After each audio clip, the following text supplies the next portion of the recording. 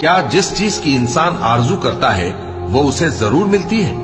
سو آخرت اور دنیا تو اللہ ہی کے ہاتھ میں ہے، اور آسمانوں میں بہت سے فرشتے ہیں جن کی سفارش کچھ بھی فائدہ نہیں دیتی مگر اس وقت کہ اللہ جس کے لیے چاہے اجازت بخشے اور سفارش پسند بھی کرے۔ جو لوگ آخرت پر ایمان نہیں لاتے وہ فرشتوں کو لڑکیوں کے نام سے موسوم کرتے ہیں، حالانکہ ان کو اس کی کچھ خبر نہیں۔ وہ صرف خیال و گمان پر چلتے ہیں، جبکہ خیال و گمان حق کے مقابلے میں کچھ کام نہیں آتا۔ تو جو ہماری یاد سے روگردانی کرے اور صرف دنیا ہی کی زندگی کا خواہاں ہو، اس سے تم بھی منہ پھیر لو۔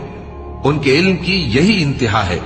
تمہارا پروردگار اس کو بھی خوب جانتا ہے جو اس کے رستے سے بھٹک گیا، اور اس سے بھی خوب واقف ہے جو رستے پر چلا۔